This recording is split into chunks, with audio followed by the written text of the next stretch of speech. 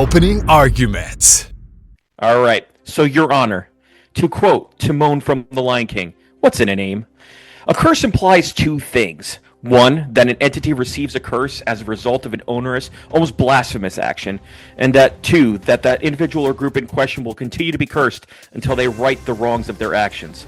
For Boston, this was daring to replace a once-in-a-lifetime batter-pitcher combo of Babe Ruth to their rival to finance their newest production of No No Nanette. For Chicago, it was kicking out a goat that was once being disruptive to their patrons. In both cases, while ranging from minor to absurd, they were transgressions that needed to be rectified by perpetually sucking.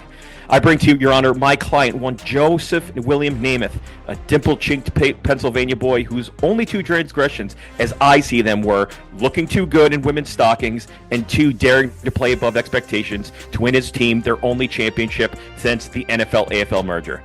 Over the course of this trial, I will show you that prosecution's math does not math, their organization is disorganized, and the price for future success must not be at the destruction of our only virtuous golden calf, who simply wants to just give us all a big kiss. Your Honor, you will find my client not guilty of all charges, and in this case, the curse is not same old Jets. I'll pass it on to you, Counselor. May it please the court, we gather here not to retry the events of January 12th, 1969, but to reckon with their enduring and unholy aftermath. I come before you not merely to recount a football game, but to present a theory, compelling in its symmetry and chilling in its implications, that Joe Namath, quarterback of the New York Jets, bargained with the devil to win Super Bowl III, and that the consequences of that deal have cursed this franchise ever since. The curse, I will argue, remains active, and will not be lifted until Namath draws his final breath. Let's begin with the actus rectus of this alleged pact. Before the 1969 Super Bowl, Joe Namath did not hope or suggest or hedge. At the Miami touchdown close, he bravely declared, "We're going to win this game. I guarantee it." Your Honor, in that context, an 18-point underdog facing one of the most dominant teams in football history in the Baltimore Colts. That was not a prediction. It was a summoning, a declaration not of belief, but of preordained certainty. One does not speak like that unless one has consulted with powers not of this world. And then, the impossible happened. The Jets won 16-7. Namath was flawless, though not statistically, but mythically. He didn't even throw a touchdown, and yet he emerged as the game's MVP. Why?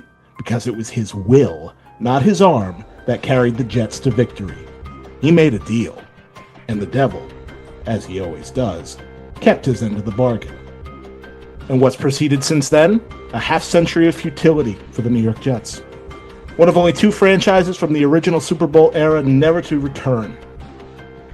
And all this, despite draft capital, coaching changes, free agent pursuits, and now even the arrival of generational talents, still nowhere near a winner. That pattern is unmistakable.